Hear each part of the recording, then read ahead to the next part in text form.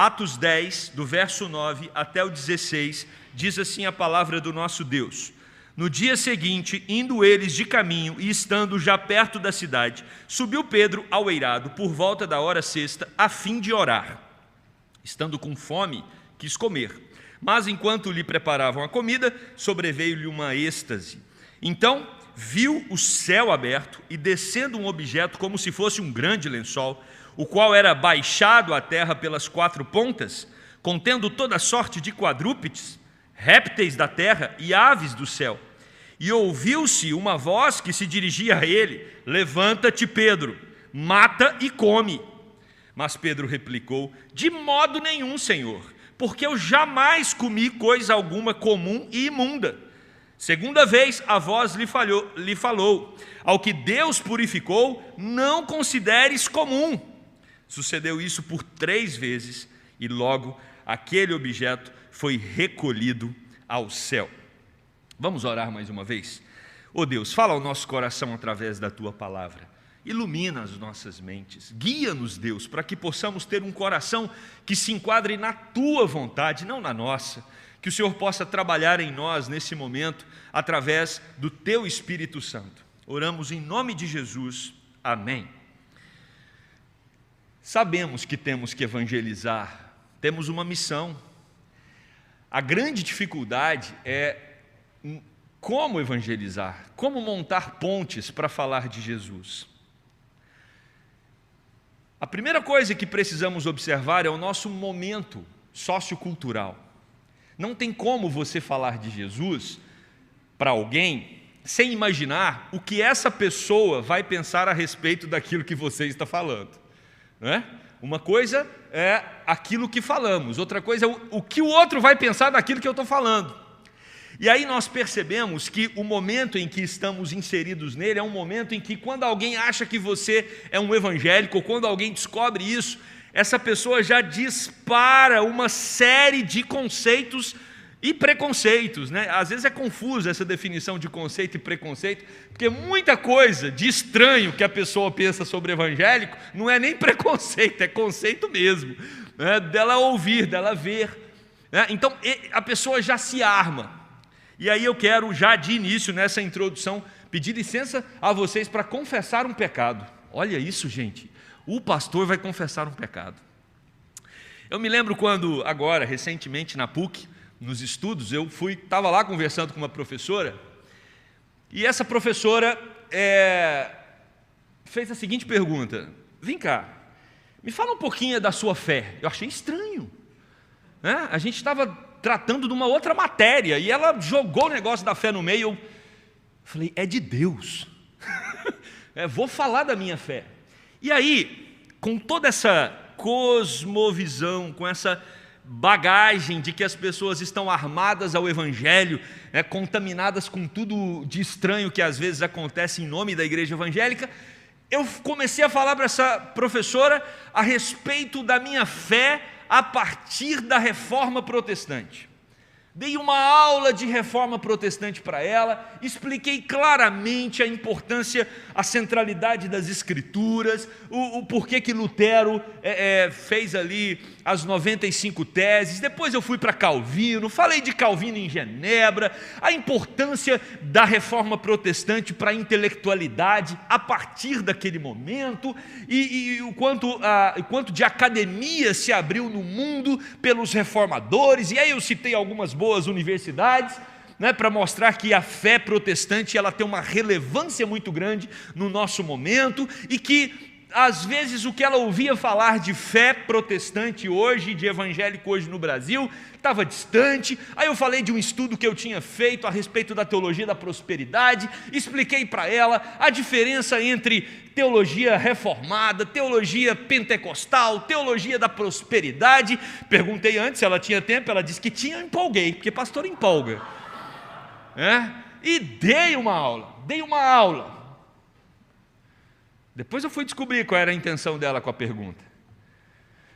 E aí ela, depois que eu dei a aula, ela falou: ah, que bom, você pode fazer meu casamento? Aí eu falei: você estava com medo de eu ser um pastor maluco para pedir dinheiro no seu casamento, né? Mas eu saí de lá e depois de um tempo eu falei, Jesus me deu a oportunidade de falar do Evangelho.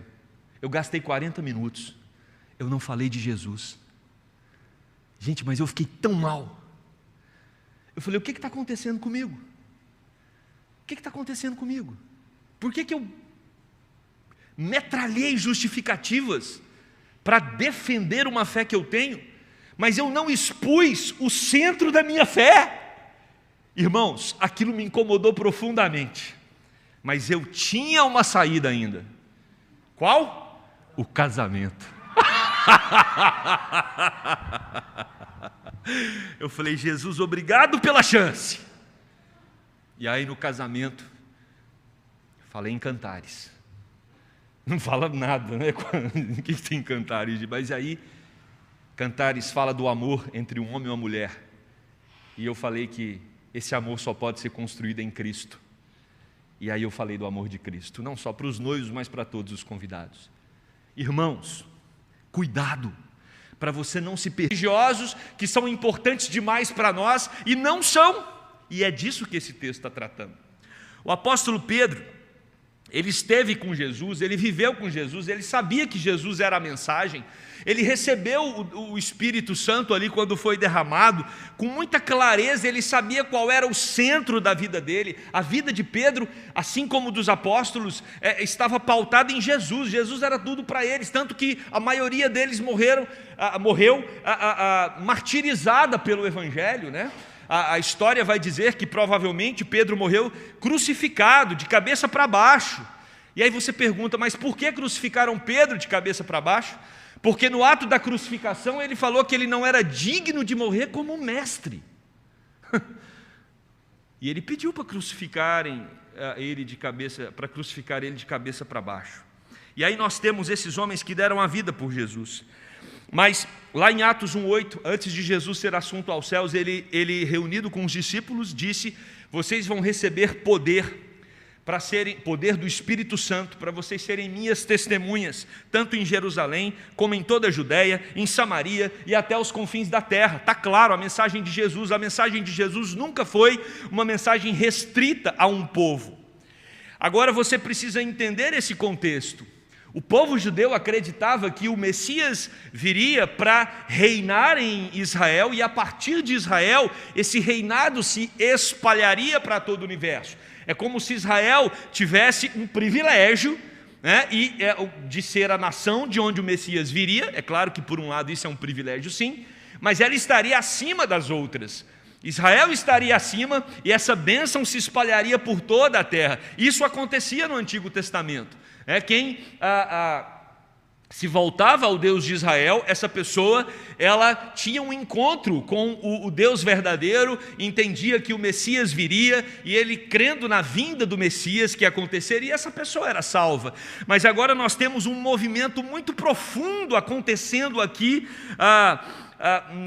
no Evangelho. O Evangelho traz essa transformação e os apóstolos precisavam estar atentos para esse movimento. Eles eram resistentes, e Pedro certamente era um dos mais resistentes para que o Evangelho saísse da Judéia, para que o Evangelho se espalhasse pelo mundo todo.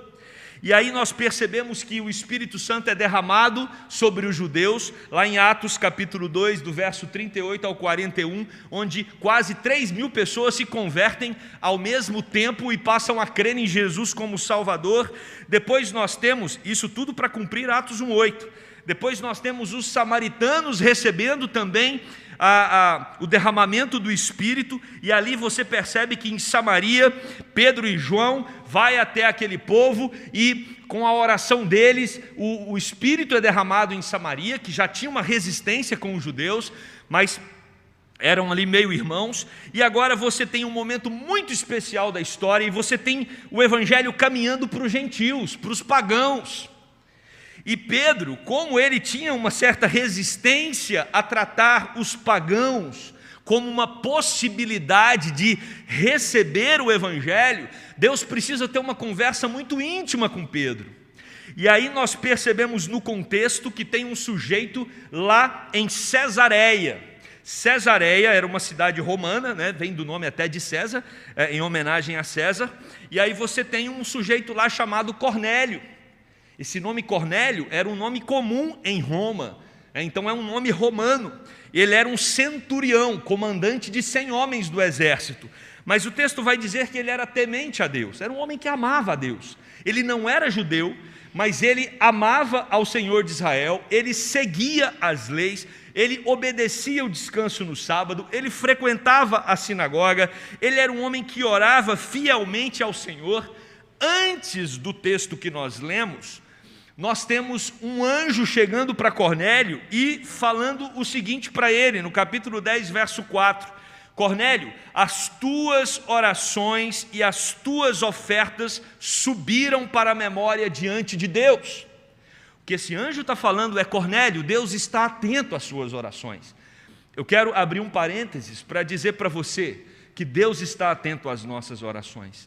Nunca acredite que Deus não está envolvido com você no processo daquilo que você coloca diante dele. Deus, ele acolhe as nossas orações. Deus, ele acolhe os nossos pedidos. E não só os nossos pedidos, mas também as nossas ações. As nossas obras, elas sobem como oferta, como aroma suave ao Senhor. E aí, Deus diz para Cornélio: Cornélio, tem um homem que está hospedado em Jope, na casa de Simão o curtidor. O nome desse homem é Pedro. Envie os seus servos até Jope e pede a Pedro para vir até a sua casa. E aí então, Cornélio separa 2 servos. O texto também diz que ele tem um soldado piedoso. E ele então separa esses 3 homens, 2 servos e um soldado piedoso. É bem interessante ler os comentários a respeito desse soldado piedoso, como ele era comandante de 100. Dentro desses 100 homens, pelo menos um era parceiro dele em oração, era um companheiro na caminhada de fé. Por isso que é um soldado piedoso. E aí então esses 3, o soldado e os 2 servos de Cornélio, eles vão em direção a Jope. Jope ficava a 56 quilômetros, então a viagem a pé demoraria em média 10 horas. É provável que eles fizeram em 2 etapas essa viagem, né? Começaram num dia, descansaram e continuaram logo pela manhã no dia seguinte. E aí, irmãos, nós chegamos no texto que lemos, e quando nós chegamos nesse texto, ele nos convida a entender que todos somos iguais. Se você quer pregar o Evangelho, se você quer viver a eclesia, se você quer sair dessa porta, se você quer manter contato com pessoas aí fora e estabelecer oportunidades de evangelização, você não pode se colocar numa posição superior. Nós não somos melhores que ninguém. Ninguém. Talvez isso nos ajude nos julgamentos. Quem nós julgamos e por que julgamos? Quem nós julgamos e por que julgamos? Essa é a primeira pergunta que nós temos que fazer. A segunda é: nós julgamos, quem julgamos e por que julgamos? Não fazemos o que eles fazem? Por qual razão? Por que nós não somos como os outros são? Em todos os seus pecados. E aqui eu não vou discriminar qualquer coisa que você quiser colocar. O que nos diferencia da sociedade e das coisas mais absurdas que acontecem na sociedade, que às vezes, por não praticar essas coisas, nós nos sentimos superiores. Só tem um elemento que nos diferencia de qualquer outro ser humano: é Jesus. É Jesus, é a nossa fé em Cristo. E também essa fé em Cristo não é nossa. Não fomos nós que desenvolvemos essa fé. Ah, não, eu sou melhor porque eu tenho fé em Jesus. Não, meu querido, foi Deus que te deu. Não vem de vós, é o quê? É um presente de Deus. Então você não pode se achar melhor porque você tem fé em Cristo Jesus. Porque a fé em Cristo Jesus te traz a consciência do primeiro ponto da nossa liturgia, do primeiro ponto dos 5 pontos do calvinismo. Consciência do quê? De que somos pecadores. Então, diferente das pessoas que estão lá fora, nós temos um agravante. Eles não têm essa consciência muitas vezes de que são pecadores. Nós temos a consciência de que somos pecadores, não somos merecedores desse amor e que tudo aconteceu por uma graça divina. E quando eu penso na graça, e quando eu penso em Cristo, e quando eu penso no seu amor, e quando eu penso que eu não sou merecedor de nada disso, eu não tenho que me colocar numa posição acima, eu tenho que me colocar numa posição abaixo. Essa é a essência do Evangelho. Nós precisamos ter consciência de quem somos para a gente poder se relacionar com uma sociedade que está aí fora e que às vezes a gente, dentro de uma bolha, não consegue nem dialogar mais. A gente não consegue nem montar linhas de contato. E às vezes quando nós montamos, como eu citei no exemplo inicial, é para a gente estabelecer um monte de defesa para a pessoa entender que a nossa igreja é séria. E esquecemos de falar daquilo que é central no Evangelho, Jesus Cristo, nosso Senhor e Salvador. Então todos são iguais. O que diferencia a gente é a fé que Deus nos deu. Ela foi um presente, e da mesma forma que Ele deu a você, da mesma forma que Ele deu a mim, da mesma forma que Ele deu a milhares de pessoas no mundo, Ele pode dar a qualquer um. A qualquer um. É gratuita. A gente precisa apenas espalhar a mensagem. Eclesia é isso, contar para as pessoas. Evangelho significa boas novas. Eu tenho uma notícia excelente para você. E qual é? Você não precisa ficar dependendo dessa loucura política do Brasil. Tem um reino superior a esse. Você não precisa ficar dependendo dos altos e baixos da economia. Existem valores que vão além desses. Tudo isso parte de Jesus Cristo. Nós temos uma mensagem poderosa para proclamar. E essa mensagem, ela pode atingir qualquer coração, como um dia atingiu o nosso coração, que era qualquer um também. E continua sendo qualquer um. Só não é mais porque a graça de Deus foi derramada. O centro é Deus, não nós. Então não há razão para nos acharmos superiores. E qual o caminho para termos essa consciência? O primeiro caminho é uma vida de oração. O que me chama a atenção aqui é que nós sabemos que Pedro vai ser resistente ao que vai acontecer, mas ele era um homem que orava. Você pode ter as suas resistências, as suas dificuldades, as suas limitações na evangelização, todos nós temos, mas nós precisamos ter vida de oração. E aí não é orar por uma situação específica, não, é uma vida constante de oração, onde nós apresentamos tudo diante de Deus. O texto vai nos dizer aqui no verso 9 que Pedro estava num momento ali antes da refeição com fome. Pedro estava com fome, mas ele resolve orar até que o alimento fique pronto. E Pedro então ele sobe para o eirado, né? Era uma cobertura, e ali na cobertura ele recebia a brisa do mar Mediterrâneo, né? Provavelmente alguns comentaristas vão dizer que estava no verão por duas razões. Isso contribuía para a caminhada que aconteceu dos servos e do soldado piedoso. O verão, o dia fica maior, e aí as pessoas podiam caminhar mais tempo. E o segundo elemento que nos chama a atenção é que Pedro está ali tomando uma brisa. E ele, como já falei, estava com fome. No grego aqui a expressão significa que ele estava com muita fome. E ele, antes que o almoço fique pronto, ele sai para orar. Versículo 11 vai dizer que enquanto Pedro está ali orando, ele viu o céu aberto e descem objetos, né? Aliás, um objeto como se fosse um grande lençol, desce sobre ele. Ele está num estado de êxtase. Isso não significa que ele estava inconsciente, ele está consciente, mas ele enxerga aquele grande lençol, e naquele grande lençol ele tem animais, vários animais. Ele tem animais imundos e animais puros. Ele tem os dois tipos de animais. É como se Pedro visse os animais que estavam na arca de Noé, né? Todos os animais estão diante de Pedro. Isso aqui é muito simbólico. Por quê? Porque uma marca do povo judeu era não comer animais impuros. E existe uma regra muito bem estabelecida lá em Levíticos, capítulo 11, para quais animais poderiam servir de alimento para o judeu e quais não poderiam. Isso distinguia, isso diferenciava os judeus de todos os povos da terra. Deuteronômio também, capítulo 14, do verso 3 a 21, vai falar sobre esses animais. Mas aqui o que nós nós temos é um símbolo muito importante, porque o mesmo Deus que estabeleceu essas regras religiosas para o alimento do povo judeu, é esse mesmo Deus que está dando a visão para Pedro. E esse Deus está querendo dizer que as coisas estão mudando. E Pedro só consegue enxergar essa transformação através desse momento de oração.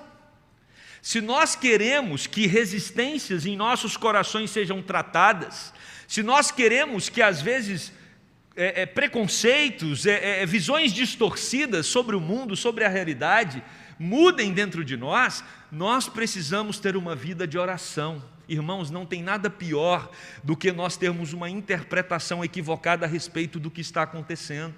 Quem pode nos ajudar a compreender a nossa realidade, a realidade da nossa família, a realidade da nossa cidade, a realidade da nossa sociedade, quem pode nos ajudar a compreender e a nos fornecer formas de falar do amor de Jesus Cristo, é o próprio Deus. Por isso, quando nós temos uma prática de oração, o próprio Deus vai nos auxiliar, Ele vai nos modelar, Ele vai nos formatar, para que a gente fale adequadamente e de forma correta, sensata, precisa a respeito do seu grande amor. Então, uma vida de oração nos leva ao confronto. Uma vida de oração nos leva às possíveis transformações interiores que irão nos auxiliar no processo de evangelização. Depois que Pedro ele vê aquele grande lençol com animais imundos e também com animais puros, Pedro ouve uma voz que se dirigia a ele, versículo 13, e essa voz dizia: levanta-te, Pedro, mata e come. Mata e come. É imperativo. É imperativo. Deus está dando uma ordem. É para você comer animal impuro. E aí, meus queridos, nós temos um segundo elemento muito importante se nós queremos ser usados por Deus num processo de evangelização. Além da vida de oração, nós precisamos nos submeter aos ajustes de Deus. Isso vale para todos nós. Às vezes queremos que parentes, amigos, familiares se convertam a qualquer custo. O apóstolo Pedro, e isso a gente vê muito na igreja, às vezes a esposa quer tanto que o marido entregue a vida para Jesus, que ela fala todo dia para ele o dia inteiro, e ela acaba, às vezes, irritando o marido.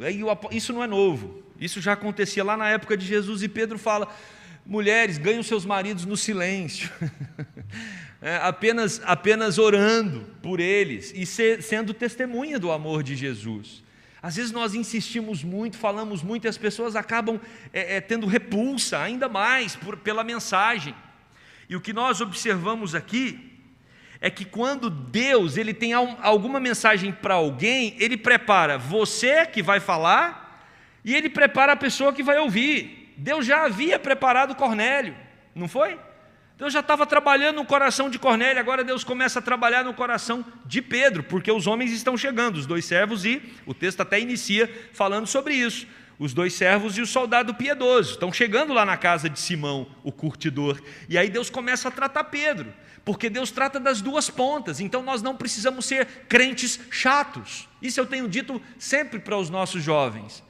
Quer evangelizar na universidade? Não seja um crente chato, polêmico, que para tudo briga. As pessoas não vão te ouvir. Nós precisamos, antes de qualquer coisa, levar o fruto do Espírito. O amor, precisamos ser pessoas doces, amorosas, cuidadosas, carinhosas, voluntárias, no serviço ali universitário ou na empresa, em qualquer lugar. Nós precisamos ser crentes, para que a nossa mensagem ela tenha autoridade. E aí quando nós olhamos isso aqui, nesse segundo momento, a gente precisa se submeter aos ajustes de Deus. Às vezes nós não evangelizamos porque precisamos ser tratados nas nossas questões internas. Por isso, nós temos um Pedro que, quando Deus fala com ele, mata e come, ele diz: de modo nenhum. Se Deus foi enfático, Pedro foi mais ainda. Mata e come, ele: de modo nenhum. Ou seja, é impossível eu comer um animal imundo, jamais comia alguma coisa comum e imunda. Pedro está aqui representando uma fé que não é só dele, é uma fé zelosa, reflete o amor dele para com Deus de Israel. É muito profundo o que Pedro está falando aqui. Pedro está dizendo, essa palavra não vem de Deus, quem está mandando eu comer isso não pode ser o próprio Deus, porque o próprio Deus deixou muito claro lá no Antigo Testamento, para todo Israel, que animais imundos não poderiam ser comidos. Então é impossível que essa mensagem seja divina, de modo nenhum eu vou comer isso. E aí ele cita um texto que está lá em Ezequiel capítulo 4, verso 14.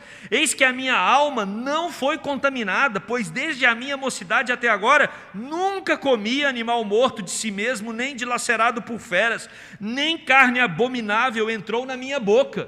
E não vai ser agora, não vai ser agora. Pedro é enfático, eu não vou comer. Existe uma fé estruturada por séculos, e é muito estranho para Pedro que agora, por alguma razão, enquanto ele está morrendo de fome, olha que ele estava com fome, né? Alguém diga para ele comer animal imundo. Ou seja, olha, por maior que seja a minha fome, eu não vou quebrar uma regra que muito bem estabelecida para Israel. Este movimento era caro demais para Pedro.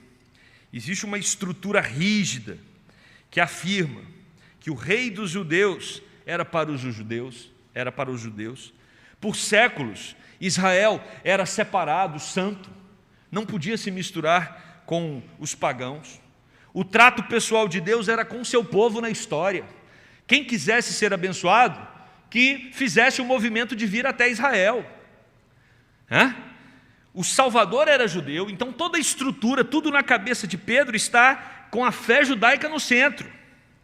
Nivelar os gentios como receptores equivalentes do Evangelho produzia um profundo sofrimento. Quando Deus diz para Pedro, come animal imundo, é como se Deus estivesse dizendo para Pedro, Pedro, judeu e gentil não tem diferença. Pedro ia resistir a isso. Mas quem está falando é o Senhor. E o Senhor fala a segunda vez para Pedro no versículo 15. Ao que Deus purificou, não consideres comum e imundo. Pedro, todos esses animais foram criados por mim, e eu, o Criador dos animais, estou mandando, come. Não consideres imundo o que eu estou dizendo que é puro, o que foi purificado por mim. E aí a gente vê que Pedro comeu, é isso? Não. Pedro é Pedro, gente. Pedro é Pedro, não tenta mudar não. Sujeito duro. Pedro, grego, Petros, pedra. Pedra. Pedro é pedra. Mas é em Pedro que nós nos vemos. Por isso que Pedro é um personagem importante. Nós também às vezes somos duros para mudar conceitos e valores no nosso coração. Religiosidade muito arraigada, que às vezes até nos distancia da fé simples e pura do Senhor Jesus Cristo. E aí, nós temos o versículo 16 dizendo que pela terceira vez, Deus fala, come, e o objeto foi recolhido ao céu. 3 vezes é um número muito importante para o judeu, porque ele reflete um superlativo, né? Não tinha superlativo na língua hebraica. Então, quando ia-se usar esse recurso, repetia-se 3 vezes. Deus é plenamente santo, não tem como falar isso no hebraico. Então, ele é santo, santo, santo. Quando você tem aqui uma exortação feita 3 vezes, é porque quem está exortando está deixando muito claro que o indivíduo está equivocado. Plenamente equivocado, não está entendendo nada. E aí Deus então trata Pedro pela terceira vez. O próprio Deus, Jesus, que havia dito para Pedro, Pedro, tu me amas? Eu te amo, Senhor. Pedro, tu me amas? Eu te amo, Senhor. Pedro, tu me amas? Senhor, tu sabes de todas as coisas. Tu sabes que eu te amo. 3 vezes. E 3 vezes agora, Deus diz para ele comer daqueles objetos. Pedro não come, era uma visão, né? Ela tinha um significado, e o significado era que Pedro cumprisse o que iria acontecer logo em seguida. Se nós queremos ser uma igreja para fora, precisamos de vida de oração. Se nós queremos ser uma igreja para fora, que evangeliza, precisamos nos submeter aos ajustes necessários. Deus tem ajustes para fazer em nós. Se nós queremos ser uma igreja para fora, precisamos obedecer. E aí os enviados chegam, os enviados de Cornélio chegam a Jope e chegam até a casa de Simão, curtidor, onde Pedro estava hospedado, e Pedro vai com eles. Pedro vai com eles. No versículo 23 do capítulo 10, diz assim: Pedro, pois, convidando-os a entrar, hospedou-os. No dia seguinte, levantou-se e partiu com eles. Também alguns irmãos dos que habitavam em Jope foram em sua companhia. Olha que maravilha. Certamente, se Pedro não tivesse aquela visão, ele não faria o movimento, ele teria uma resistência. Mas Deus já tratou Pedro. Por isso nós precisamos orar para que Deus nos trate, para que a hora que a oportunidade chegar de falarmos do amor de Jesus, para corações que já estão sendo preparados pelo próprio Deus, nós cumpramos aquilo para o qual fomos chamados. Precisamos ter segurança e tranquilidade, por isso a vida de oração, por isso os ajustes que precisam ser feitos. Às vezes a nossa timidez, às vezes a nossa vergonha, às vezes a nossa dificuldade de montar pontes de contato, de relacionamento, de começar uma conversa e de fazer com que essa conversa caminhe para Jesus. Tudo isso são ajustes que nós precisamos pedir para que Deus faça em nosso coração. Pedro então chega até a casa de Cornélio. Cornélio que já estava com o coração preparado. Deus já havia preparado o coração dele. E Pedro fala a respeito do Evangelho do Senhor Jesus Cristo. Ele não vai explicar, ele não vai fazer uma argumentação para defender o seu apostolado, para defender a igreja que estava começando. Ele vai no cerne, e o cerne sempre será Jesus. O centro é Jesus. Nós não podemos nos perder nos entulhos religiosos que muitas vezes foram acumulados ao longo dos séculos. Nós não podemos nos perder em histórias periféricas, que às vezes são até importantes, mas não são centrais. Precisamos ser cirúrgicos na hora de evangelizar. O centro é Jesus. O centro é Cristo. As pessoas precisam ouvir de Cristo. Essa igreja em si, ela não salva ninguém. Quem salva é Jesus Cristo. A igreja presbiteriana do Brasil também não salva em si mesma. Por isso que qualquer igreja que não tem Jesus como centro precisa ser tratada. Mas uma igreja, para ter Jesus como centro, seus membros precisam ter Jesus como centro. Jesus é o centro da nossa vida. Muito cuidado para você não se perder em questões menores que essa, que é Jesus Cristo. E Pedro chega ali, na casa de Cornélio, e ele então fala a respeito da salvação em Cristo Jesus, e o texto vai dizer ainda no capítulo 10, que muitos que estavam ali na casa, eles receberam o derramamento do Espírito Santo e foram batizados. Ou seja, começou em Jerusalém, se espalhou pela Judéia, chegou até Samaria, e o texto no qual nós estamos diante dele está falando do que está acontecendo agora, as portas do até os confins da terra se abrindo.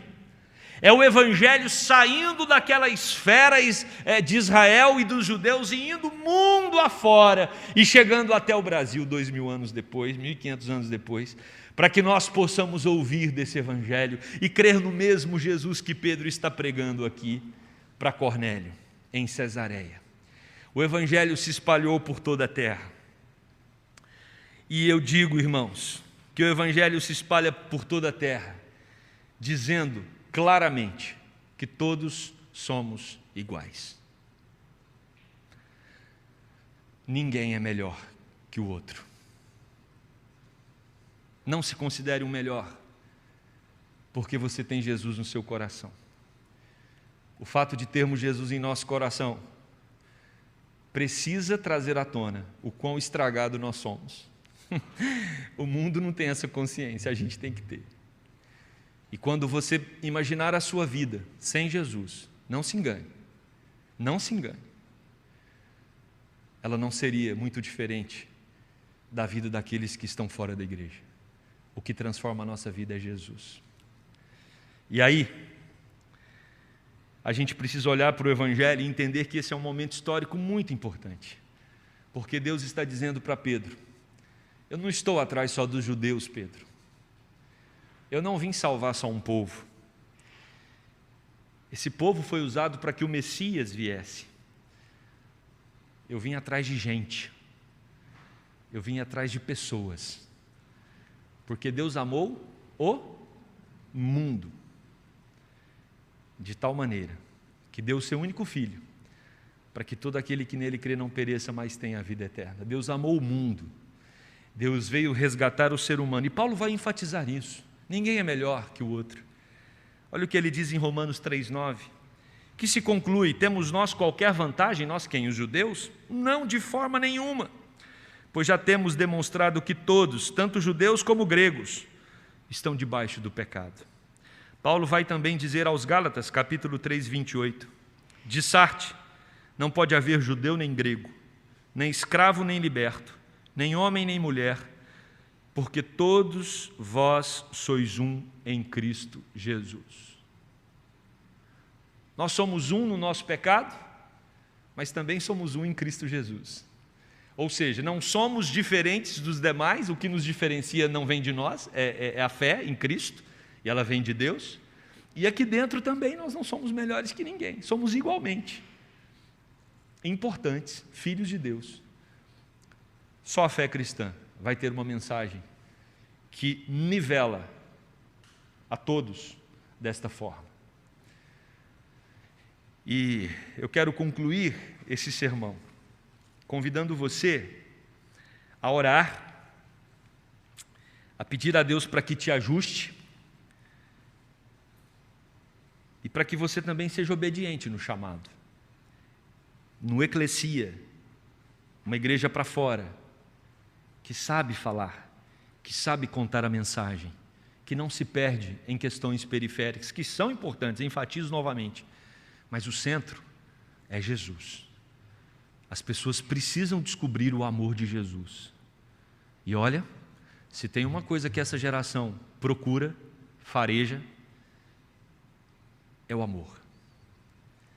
A gente precisa revelar ao mundo que ninguém pode amá-lo mais do que aquele que deu a vida na cruz do Calvário, para nos tirar da morte, nos transportar para a vida, nos tirar das trevas, nos conduzir para a luz, nos tirar do desespero e nos encher de esperança, arrancar a tristeza do nosso coração e enchê-lo de alegria, tirarmos de grandes e intensas batalhas e produzir a paz em nosso coração. E mais do que isso, nos dar a vida eterna. Jesus Cristo é o único que pode fazer isso. Essa é a mensagem da igreja, da porta para fora. E que Deus nos capacite para proclamá-la com toda alegria e disposição do nosso coração, às vezes quebrando as nossas próprias resistências. Amém? Vamos orar. Querido Deus, muito obrigado pela Tua palavra. Palavra que mostra um Pedro tão confuso como nós, tão resistente, tão duro. Assim sou eu, assim é cada um dos que estão aqui e já tiveram um encontro com Cristo. Às vezes somos teimosos, às vezes nos apegamos a um ou outro ponto doutrinário e fazemos desse ponto algo muito importante na nossa caminhada religiosa e propagamos isso, e postamos isso, e falamos disso, e corremos o risco de esquecer que o centro é Cristo. É Cristo, Jesus, aquele que veio ao mundo, caminhou entre as pessoas, pessoas simples, pessoas humildes, pessoas nobres, importantes, porque ele não via classes sociais, ele via gente. O Jesus que dá atenção para mendigos é o Jesus que vai comer na casa de Zaqueu, porque ele ama pessoas. E agora estamos aqui como tua igreja, convocados, chamados, para irmos do portão para fora, falarmos do teu amor. Para as pessoas. Onde tiver gente, é lugar para proclamarmos. Por isso, Deus, trata-nos. Trata-nos quando estivermos em oração. Ajusta-nos. Nos livre das resistências que muitas vezes nos impedem de fazer movimentos. Nos dê um coração obediente. Nos dê condições, Deus, de aproveitarmos as oportunidades, porque às vezes o Senhor já vai estar trabalhando no coração da outra pessoa. Que nós possamos ter essa sensibilidade espiritual, Deus, de entender que é hora do Senhor nos usar, porque o outro pode estar já preparado, assim como Cornélio estava, e nós só temos que falar: Jesus Cristo salva, Jesus Cristo te ama, Jesus Cristo morreu por você e Jesus Cristo transforma a sua vida. Dá-nos, Deus, sensibilidade para aproveitarmos as oportunidades. Que o Senhor nos ajude nesse processo, Deus, para que sejamos uma igreja temente, obediente e que agrada ao Senhor no cumprimento da proclamação do Evangelho. Essa é a nossa oração, no nome de Jesus, nosso Senhor e Salvador.